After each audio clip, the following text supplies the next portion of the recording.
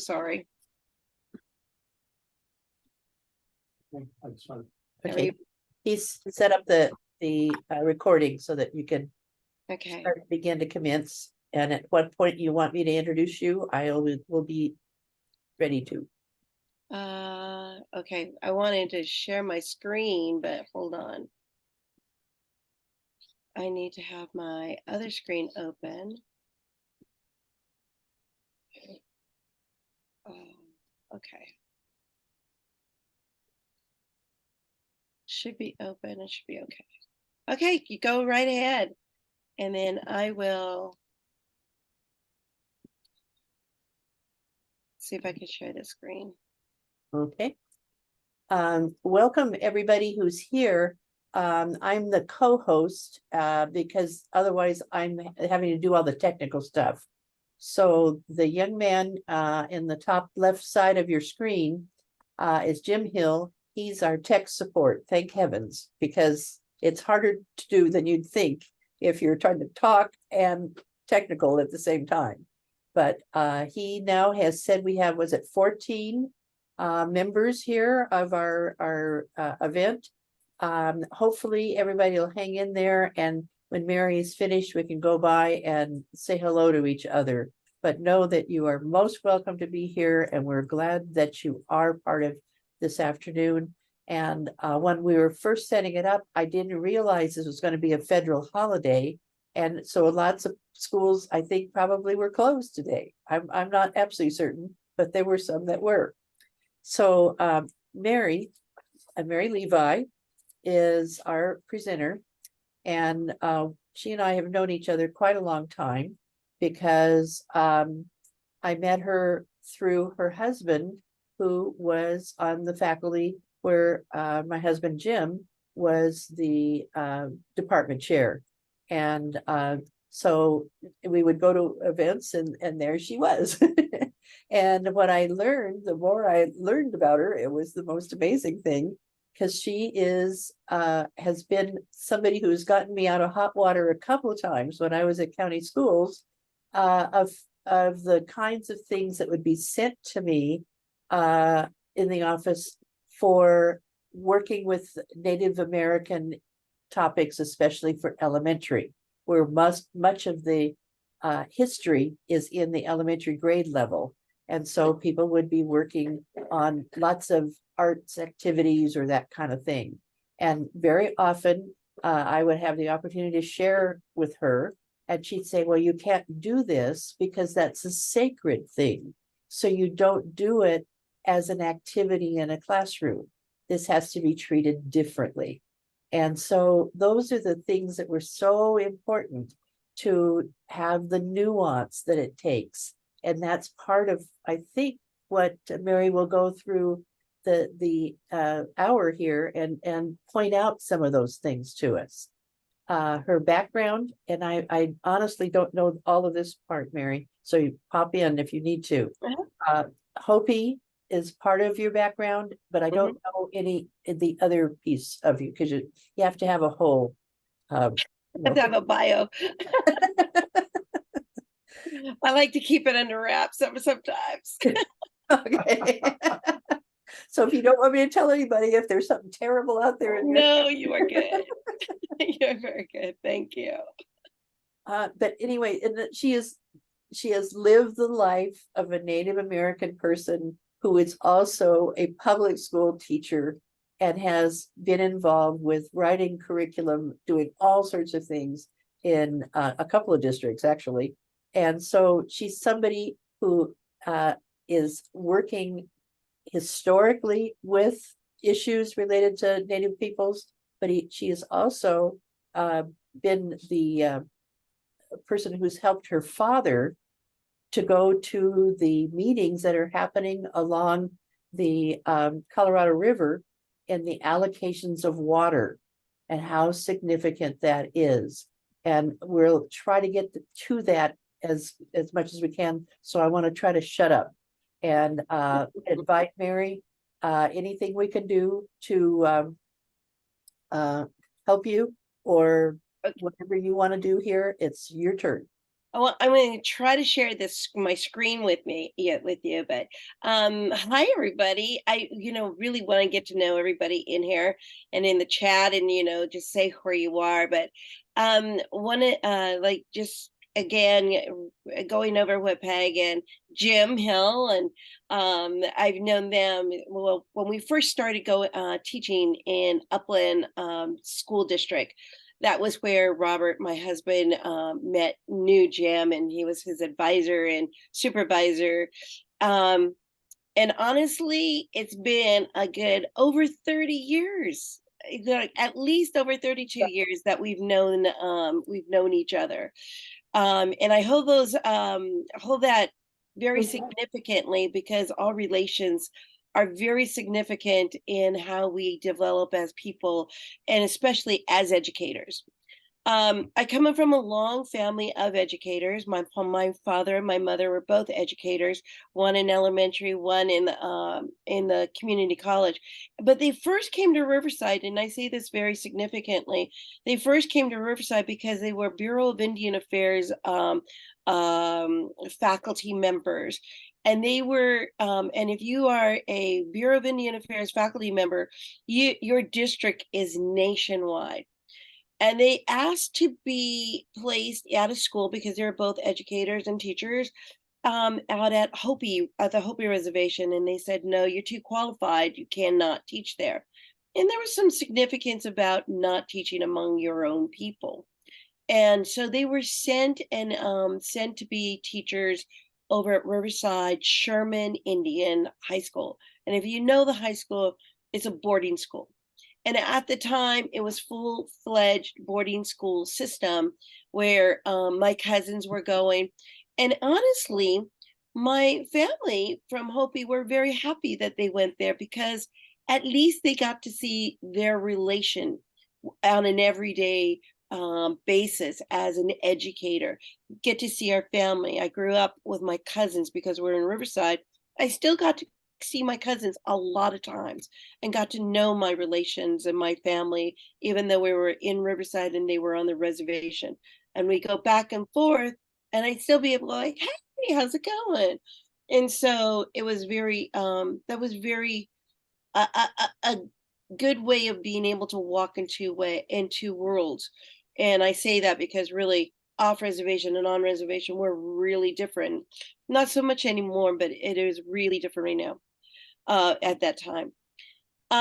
So I'm going to bring to you a presentation that I had done on water protectors.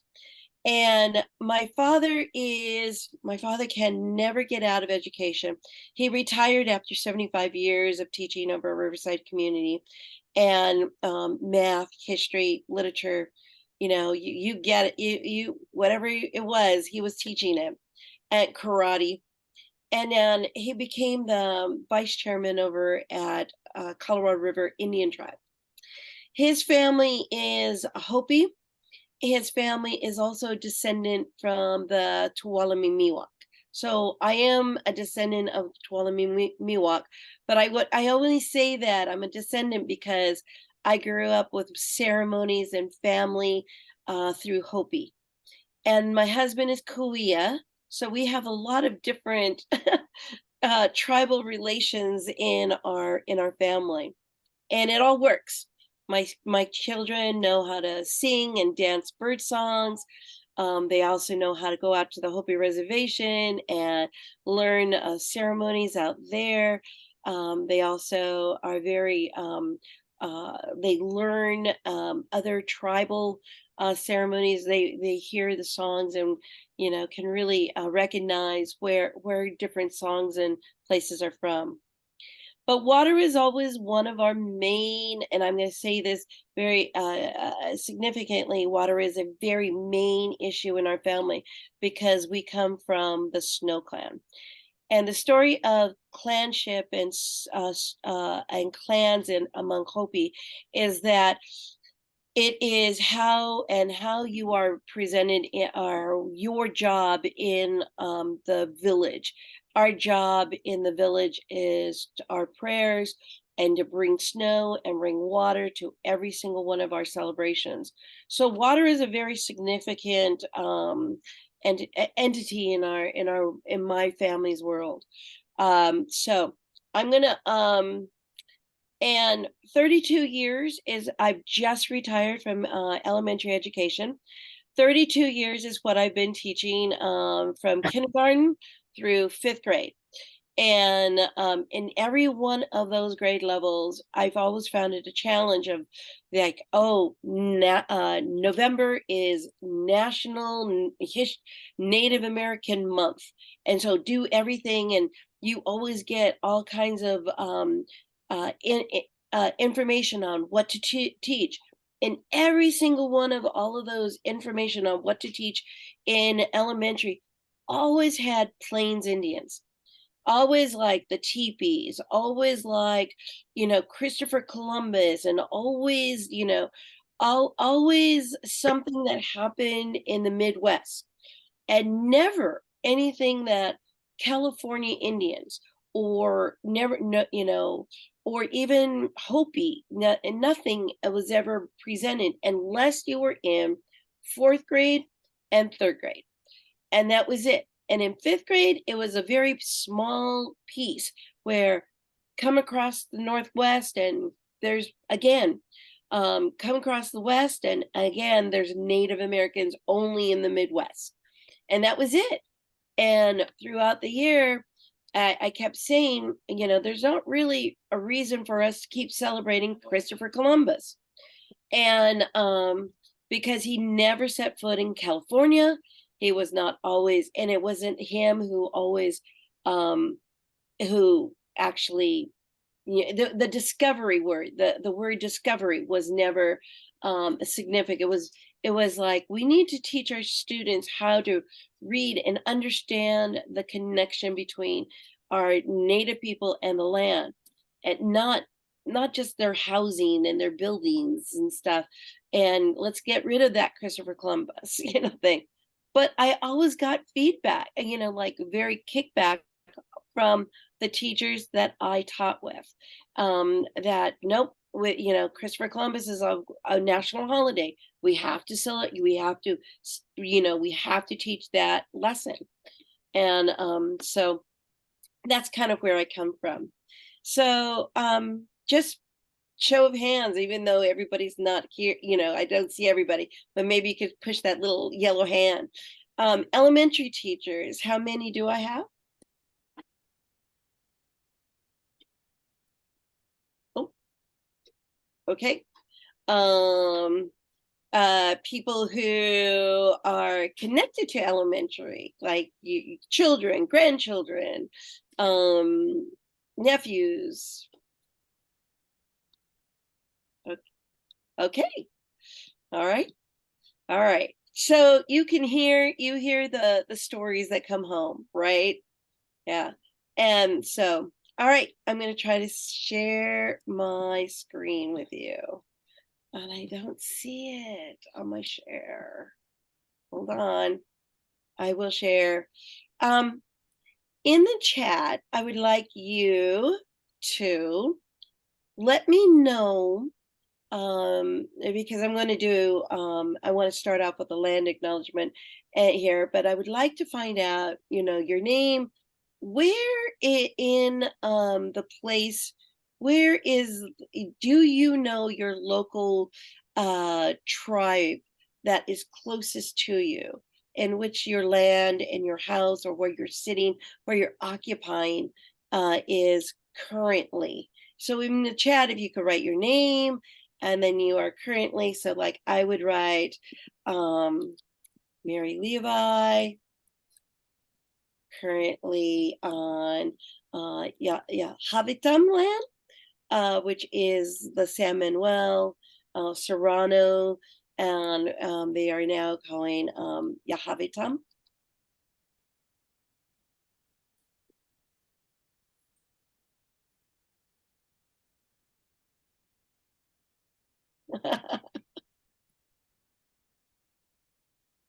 Yeah, so I will write Serrano because I cannot spell Yahavitam yet. And then I gotta get this one. So I gotta be able to share.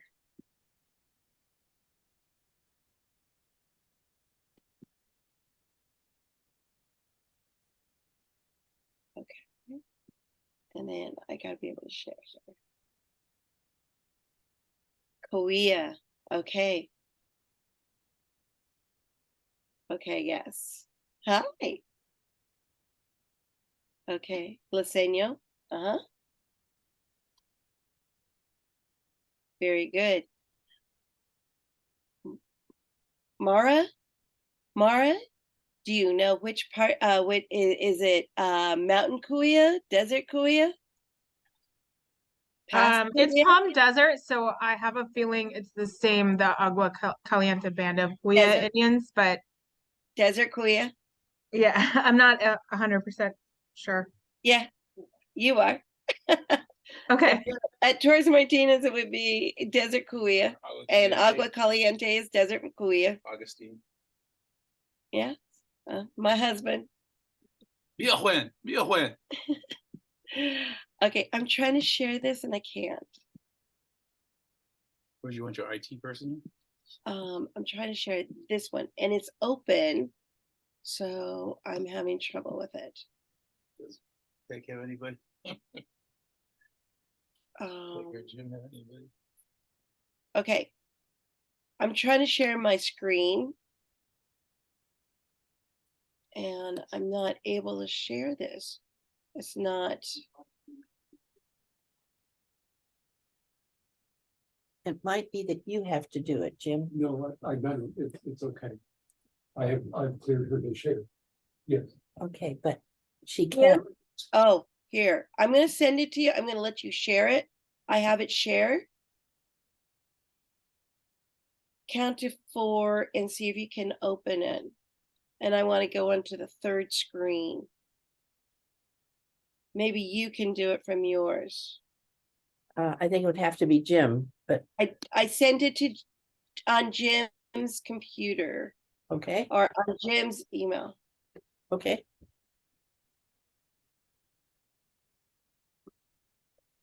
I apologize, everybody. I am just okay. So my father had eye surgery, so I've been doing that, driving him around. And then Robert had foot surgery. I was driving him around. And then we went out to the Colorado River this past because we went to there's some bird singing, and there were some it was their Indian days, and we were out there, and that had been planned for a while, so I just didn't. And we were talking about another issue that's coming up, which is the Chuckawalla National Park. So, Jim, were you able to get it? I don't know where it would be, Mary. I sent it to. Let me show you. Let's see where I shared it. I sent it to APEU Let me go there. Gmail. Yeah, let me check it. Now, usually if it's up on a screen, I can get it. And I'm just not. Okay. I see. Yeah, okay. Okay, wait. Maybe I could do it this way. So now maybe it has to be that way. Still not, it's still not coming up on mine. Usually, Yeah, no.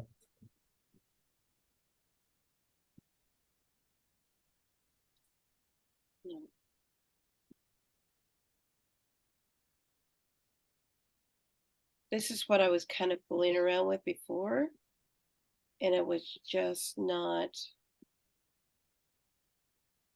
Do you get it? yeah, but I don't know how to get it onto the So are you on the Zoom link, obviously, right? Yeah. Mhm. Can you go down to share? Share screen? Right in the middle down. I'm trying. There it is. Okay. And then is it on yours? Can you click on that? I think so. Wait a minute.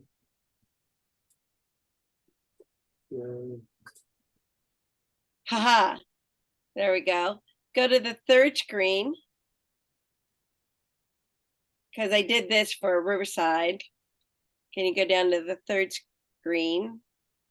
And I'll start. See, that's where I was. There we go. Is it showing liberated? Yes. Now go to slideshow. Okay.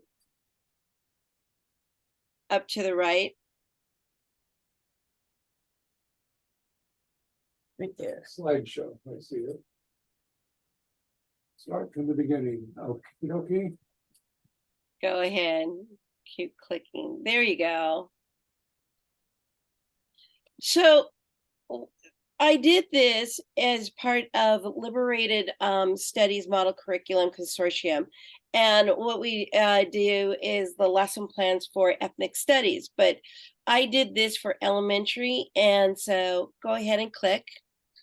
And this is the water protectors. So here is what I did. For water protectors, we are land and water protectors. What I did was this lesson for K through 5. And it's just one of many, but I want to tell you, all through my years of kindergarten through 5th grade, I always integrated everything from my stories to my curriculum that I was doing, whether it was on rocks, whether it was a science on math, whether it was a science on water, I can't even think of it now, but anything on water, anything on having to do with mixing and of colors. I always found something that had to do with Native American curriculum and integrated it into my lesson. So go ahead and click it. Click.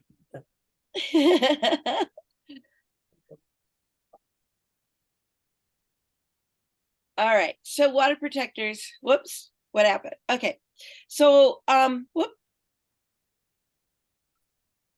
Whoops. Is this we the one? always start our lesson, always starting a lesson with a land acknowledgement. And that's kind of what we did just a few minutes ago. So a land acknowledgement is a formal statement that recognizes and gives respect to the indigenous people as traditional stewards of their land.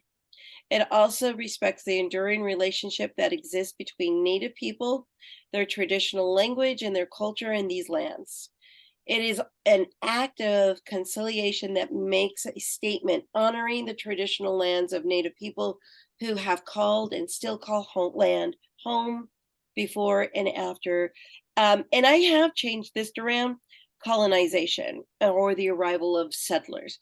And I present this, and I will say I will present this in 4th grade too, because last year what I've done is when I did the land protection or the land acknowledgement, we started developing and started looking into how we can make our own land acknowledgement. And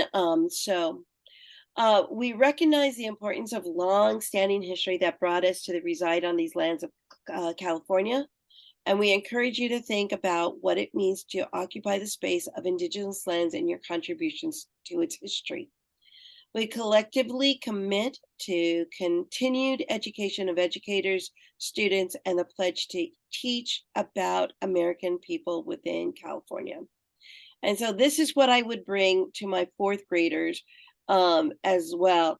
I make my land acknowledgement shorter for my younger kids, but this is what I did for my 4th graders, and to tell them that we're going to learn about American Indians in California and the tribes and all of their what they've done in the past, but I also bring in people and basketries and photos of people that are happening currently right now. And so I'll bring in pictures of my own children and say, here's what they look like when they were going to school, or here's what their grandparents look like. And then I made a point of doing things, hands-on things with my students as well. Okay, next slide. Here's another, I'm sorry, it's kind of messed up, but here's another thing, part that I also introduced to my students, especially in fourth grade, is an ancestor acknowledgement, not just a land acknowledgement, but an ancestor acknowledgement. And I do this throughout the year because it just depends on what I'm teaching. Like at this beginning, right now, if I was teaching California, I wanted to bring somebody in from California who was a significant person in the past that made that showed how why we are doing this in the present. And who do you acknowledge when presenting anything or when you are doing, because we haven't learned this in just isolation. We've learned this from people in the past. And Nellie Charlie is the person that that I wanted to recognize. And it was her that, she was not just she was a basket weaver, she was a designer. And we look at the baskets that she's designed. We've looked at how she used these baskets were from the plant life that she was surrounded by. And it reflects her, it also reflects the animals that she knew and she saw. It includes the designs that she'd have to really significantly watch. There's a lot of math in this, like looking at circles. How do you know which side of a circle is? And so I bring this to them and I say, you should look for this, for these baskets. You should look for this name if you ever go to like the Autry Museum, the Oakland Museum. And so I show how it's significant because we design things that are surrounded, that we know. Like there are trees in our playground, there are trees in our house.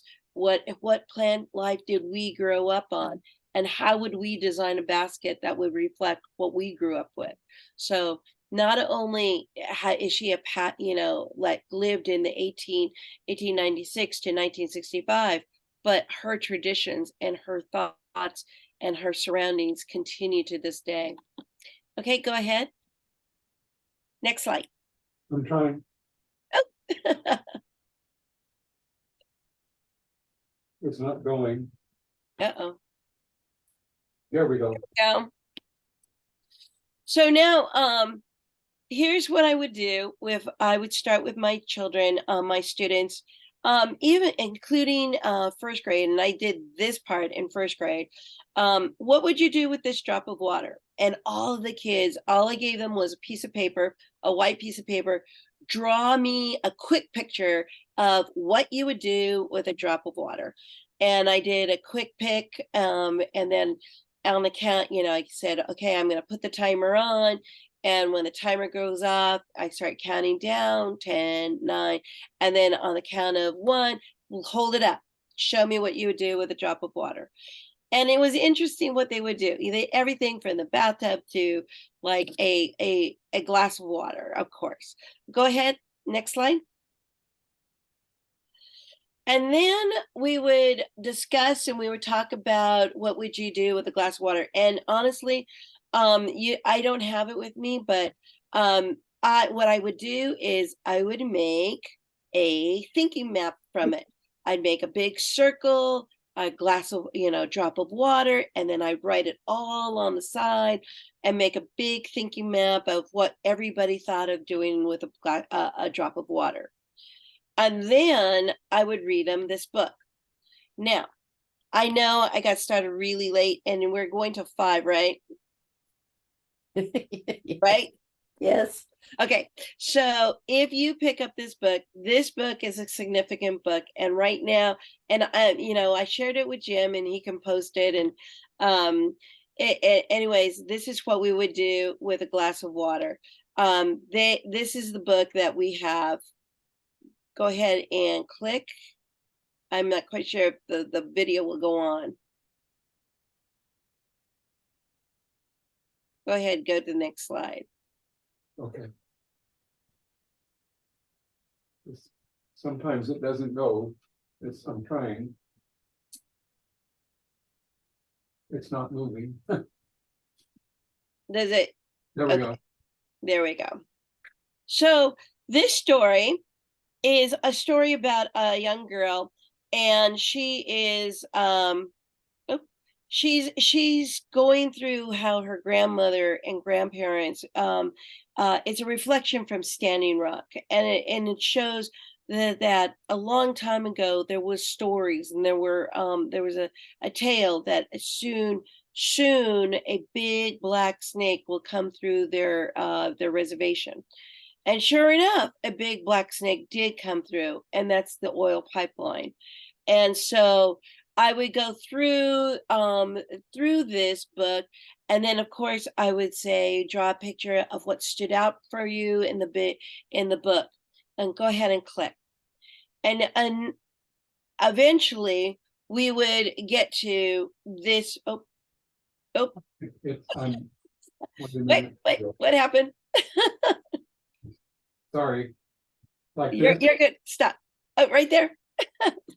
We would get to what an oil pipeline is, and especially for the younger kids, third grade and down, what is an oil pipeline? And you can see, like, there's a big black snake, and you can see the snake, and you can see the oil. The pipeline is underneath the water. And what happens to what is an oil pipeline? The black snake. What's the connection between the oil pipeline and a black snake?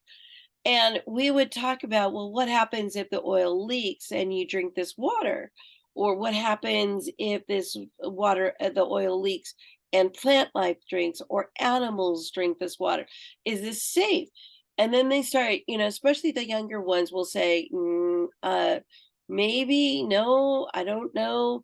And then, so that's when I would bring in the next part. Go ahead and click it. Go ahead and click it one more time. I think we are ahead.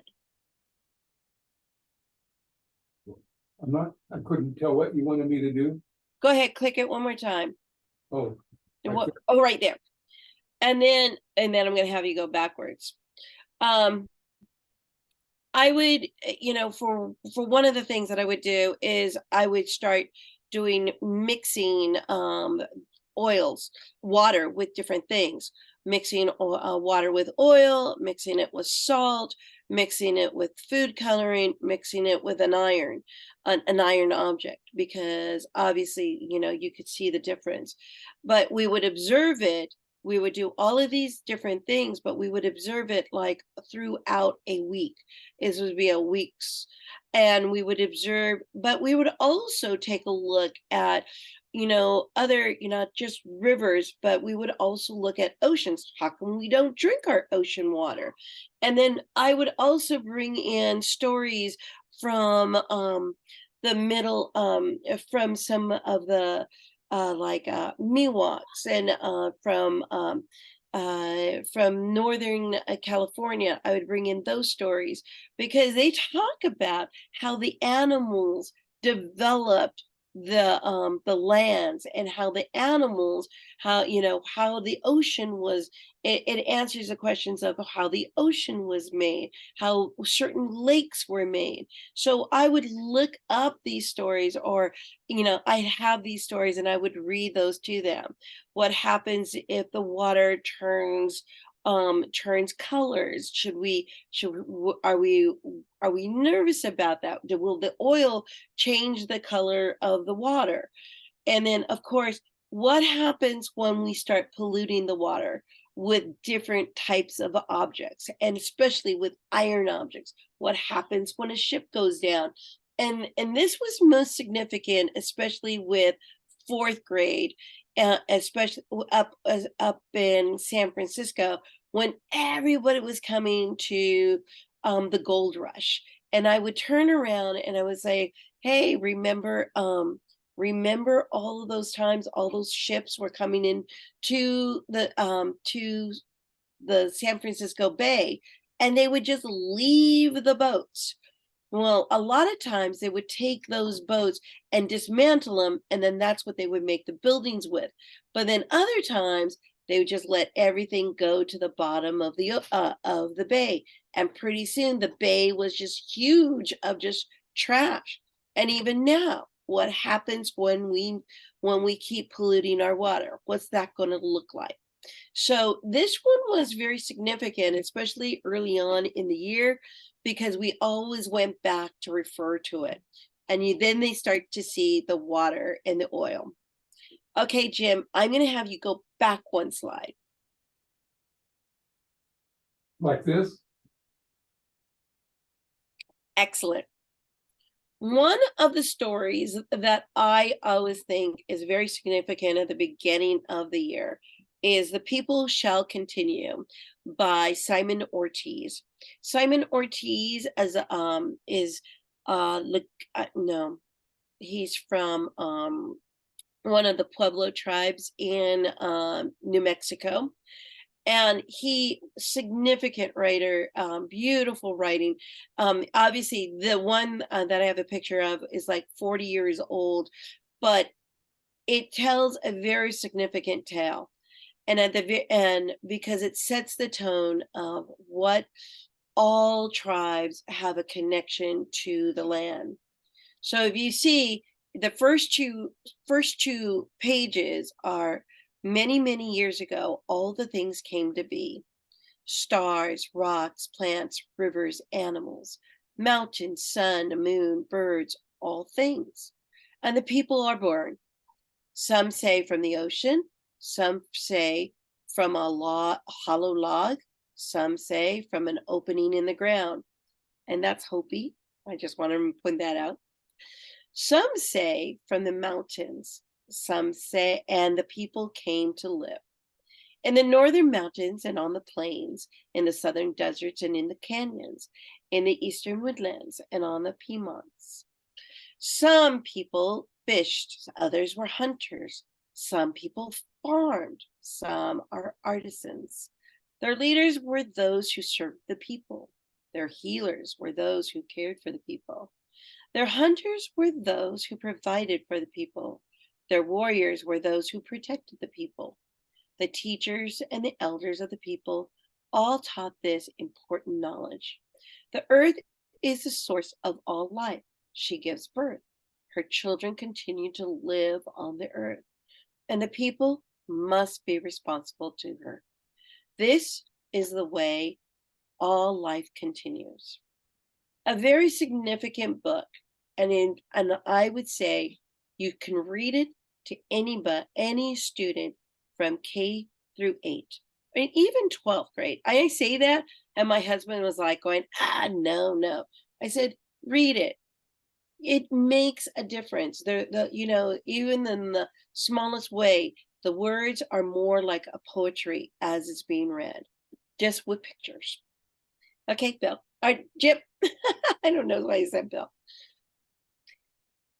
I continue with my lesson with my kids, and I always refer back to my writing, and a picture is worth 1,000 words. So looking at pollution and looking at what belongs, what doesn't belong. And even the kindergartners, it really holds to heart, especially with kindergarten and first graders. Even in 4th grade, I said, could you add something else that you might see in the ocean that shouldn't be there? Or could you add something in there that should be there? And can you take the things out, and what would it look like? And so from those, we do a lot of quick writings. We do a lot of writing, and in the end of it all, we have a big writing project with it. One more. I think it was Houghton Mifflin, right? I think that's who it was. Houghton Mifflin has a whole small little lesson on it, on this. And what they did is you can go on their website and click on these 2 pages where you can click that students will, in the end, take what is the very last page of the book, and it would be, I will do my best to honor Mother Earth and living things, including the water and land. I will always remember to treat the earth as I would be treated. I will treat the winged ones, the crawling ones, the 4-legged, the two-legged, the plants, trees, rivers, lakes, the earth. With kindness and respect, I pledge to make this world a better by being a steward of the earth and a protector of the water. Now, this came out on an Earth Day, which is in April. I bring this to them in November. We revisit it in April again, but because it's a very heavy reminder that when I teach in a spiral. What goes around comes around, and I always keep referring to it, so they always keep remembering it. Next slide. I bring this one in because I also bring in art. Every time I have any kind of curriculum, I always bring in the art. And Gerald Clark, who is Kauai, he's Mountain Kauai from the Anza area, is a UCR professor. He's a writer, farmer, and I say artist because he's very he brings in everything all his surroundings. And he has in these pictures, you can see he has basketry. He has also these flags. Oops. And so what he did was he made this art purely out of recycled aluminum cans. And it's a basket, and the basket tells the story of his plant life in surrounding up in Kauai, the desert in the mountain. It's the part of the I don't there's a plant in the desert, and I can't think of it right offhand, and I should put it in my lesson, my little notes. But all of these are like the stars and the plants that surround his the land. And then he took all of these flags, he put fish on them, and because at one time all of this land among the fish had water. We got to remember it had water, and as our earth changes, our water goes, water goes away. We have to take care of it so that we have some water. He put fish on there, and he put them up in flags out in the desert. And when the wind came and blew, it looked like a field of, you were in the ocean, and the plants and the fish were just flying in the air, and it was just a beautiful, beautiful sight. And it's just, and he had the kids in one of the elementary schools out at Morongo color them in. So he had fish stencils, and the kids colored them in, which is, I brought it to my class, and we did it on we did fish. We were doing salmon at the time because we were talking about the salmon runs up in Northern California for a little bit. This is about the time that they run the salmon runs going up. And we talked about the Shasta Dam. We talked about the dams up there in the north. And Peg, you were giving me that article the other day, and about the how they want to bring down the dams because all of that dammed up all of the salmon that was running up that way. And it wasn't until maybe 3 to 4 years ago they brought back the original salmon to go and start living up in that way. There is lesson plans on a salmon run, but there's also very significant. And if you watch it, we watched a lot of the YouTube from the Wintu people of the salmon, because a long time ago they started noticing the salmon were not surviving, and it was the Maoris from New Zealand who had come over, and they found out they had the same type of water in New Zealand as they do in Northern California. So they took some of those eggs, a lot of the salmon eggs, and they took it to New Zealand, and those salmon survived. And so it was about 2 or 3 years ago, they brought back some of that salmon and see if they would hold in the rivers going up north, and they did. So they brought back that original salmon, and there's a whole lesson on that. That is that the Sacramento State has in their uh,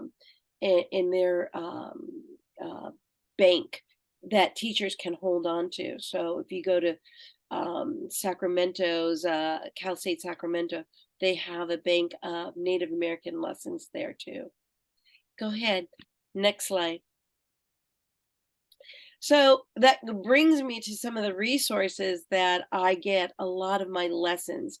So I brought you what I did for water protectors, and I surrounded it around that book, Water Protectors, but I also bring in many other lessons. And when I do my other lessons in different, like plants, I will do it in plants. I will do, like I went up, I did the Wintu people. We talked about who the Wintu tribe from northern California, and we talked about salmon, and we talked about the significance of why you don't dam up salmon, and how it started with the gold rush, how they were like using water to change the environment, and that's like fifth grade science curriculum. So I use that too. But some of the places that I get my lessons and to help me was the Chumash Indian Museum. The Agua Caliente has some great lesson plans. I also go to the Smithsonian in their education department, which is the Native Knowledge 360, that gives you very significant lessons that native tribes have helped develop, so that they control the narrative of what they want out into the public. So these are all very you can see some of the different lessons that they have there, from geography to STEM to civics to history, all of those. Next slide. And then of course the Run for Salmon curriculum, great for kindergarten all the way up through sixth grade, and you can adapt it. All of these, the California Indian Museum and Cultural Center, are very significant. These are some of the things that are available for you. Next slide. And then of course we have to be we have to be readers ourselves. And so I shared with you The People Shall Continue. William Bauer, a great author, California Through Native Eyes, all stories. And he tells the stories, the stories of what the tribes of California tell of how lakes came to be, why the significance of the land that they are residing on. Those are very significant. Braiding sweetgrass is an Ojibwe, but it's very important to have that connection as to why our students need to know the native connection to land. Why is it significant that we take care of it? Why are we the protectors? And braiding sweetgrass, and I should change this out because there's a young people's version that you can use in the junior high, to like sixth grade and junior high, for students to understand that that story. So this one is more of an adult one, but it's great information. Just gives you that connection. Tending the Wild is, for me, it was very significant because people, my mother-in-law understood this is the cactus that we eat and this is how we prepare it. And I was like, wait, what? We eat cactus? Hopis don't eat cactus. Hopis eat corn. And so so for me to know what was around in this area and to know what the plant life, Tending the Wild, was really helpful for me. Next slide. Oh, I'm sorry. American Indians in Children's Literature blog. If you want to know any any stories or any like the books of from kindergarten through 12th grade through 8th grade, adult.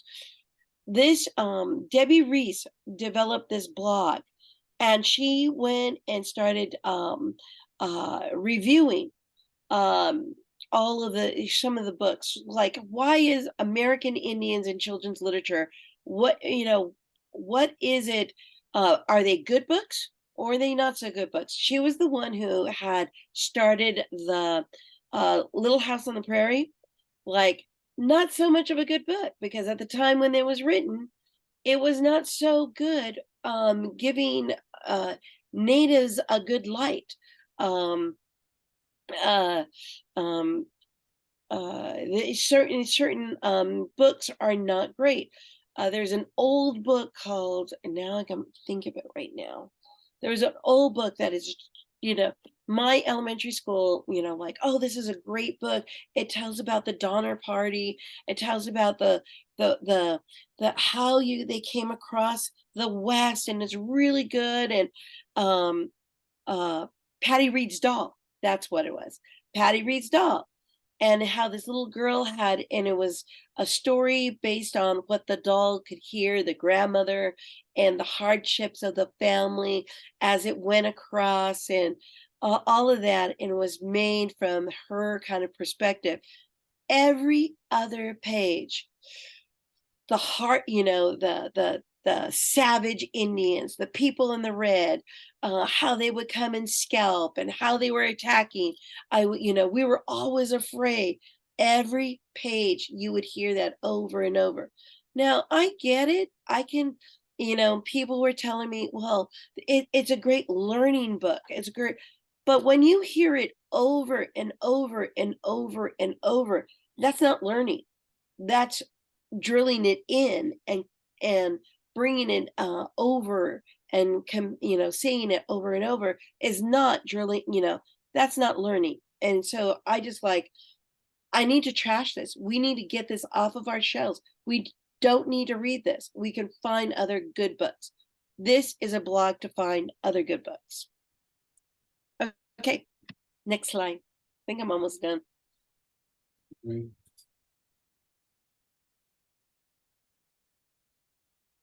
It's not going, hang on a minute. I might be done. Okay, I might be it. This one, no, we just did that. Okay, it's not going forward. Okay, so I might be done. I'm going backwards. See, I need to put a the in on it. But I'm sorry I took up so much time at the beginning.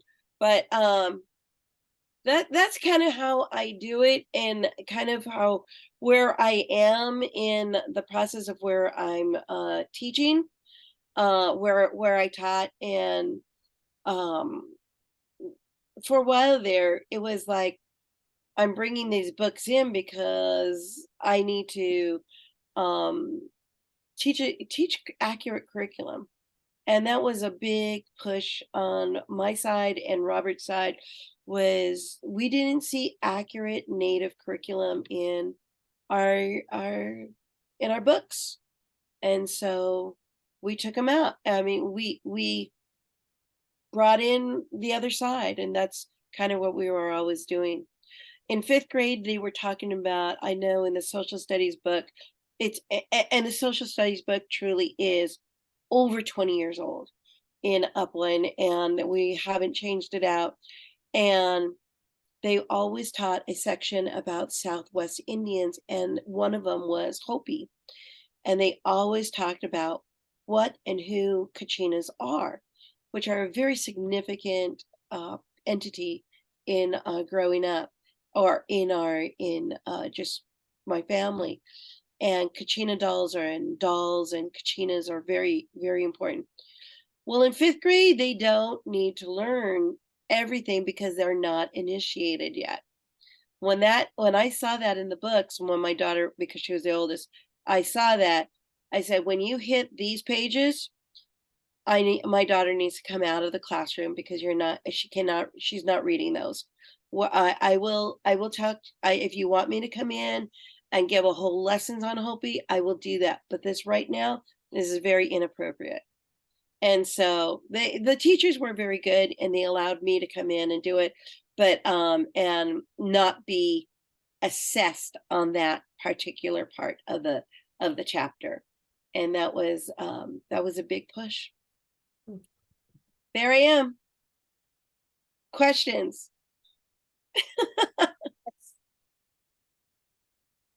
Get mine. Make sure you put on your microphone and so everybody can hear your questions.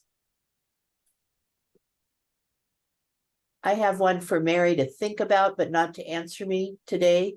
And that is, I would very much like to talk with you about going to the Sherman Institute.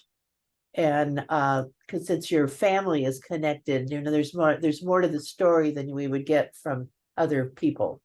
So I did talk to Lori Sisquat, who is the museum curator over there at Sherman. And she said, yeah, give her a call. We could set that up. She'd love to do that. And as a matter of fact, you know, everybody should learn how to make a basket. And I would love to be able to take you, learn how to do a basket there. That would be excellent. It's not as easy as you think. oh, I know. I'm want to ask, what can we do it on a Saturday, or is that with school session? If we try to set that up, we can ask her and see what is there. Okay, thank you. And I wanted to say that while there were still people in the list and haven't gone home, but I really would like to have, if you haven't been there, the history and then the connections between the Levi family and your family, your maiden name family. I know those connections are the things that sometimes allow us to do and learn at a different level than you would with just a docent or something. Mhm. So that would be wonderful if we could do that. So you'll get a telephone call from me. Okay, you know I would. It would be great. Are there any questions out there? Well, I hope whatever you have, whatever you do, just make sure you read up and then read up. And there's lots of information. There's a lot of resources out there, which is a lot more than I had when I first started. So it's great. So Good, thank you for that mhm. information. Well, thank you so much for allowing me to speak. And I'm so sorry I was so late. Well, but you were also doing important work, you know, to get You know, I try. Sometimes I just like too much. I hope he was able to make some, information about the river and things that people needed to consider. Oh yeah, there's especially with ethnic studies in the high school, by the way, there's a lot of water issues that we need to start looking at too. And then to share the PowerPoint, yes, we can share that. I sent it to Jam, and I had done it previously for Riverside, but yeah, we could share it. Okay, good, thank you. Thank you. Miss Levi? Uh-huh. Do you mind if I just ask a question? So I teach the ethnic studies at Palm Desert High School right now. And I am actually really interested in that, in a good perspective on the Nestle and the water rights. Is there any like little 3 to 5 minute TED Ed type style thing that we could maybe even share with all my students, not just my ethnic studies class? There might be, you know what, and I think I might have something for that. I'm gonna give you my email. Okay. Where are you? Palm Desert High School. Oh, okay.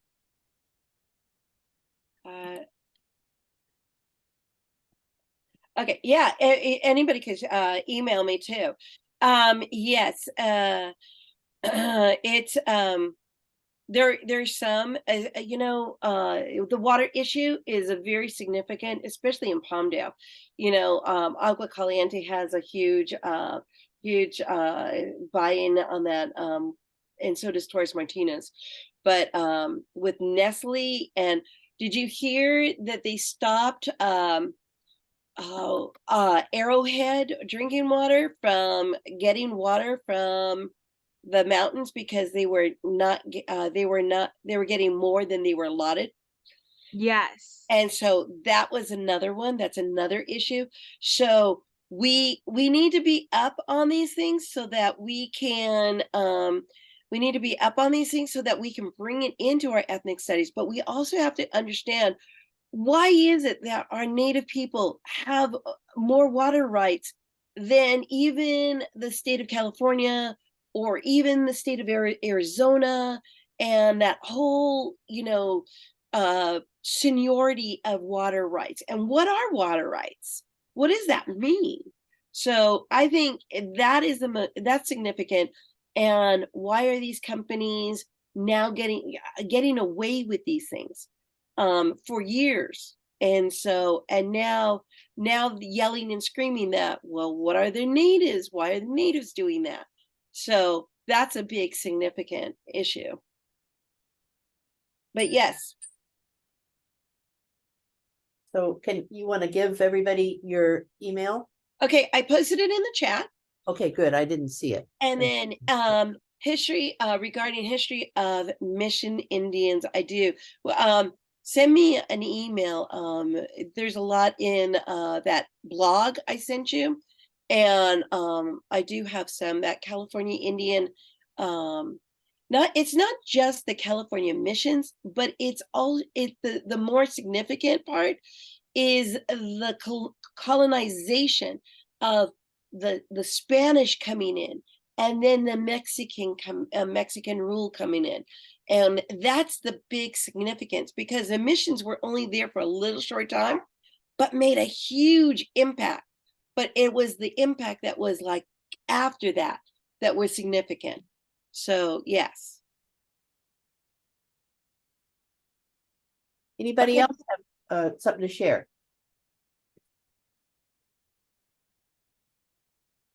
Thank you, guys.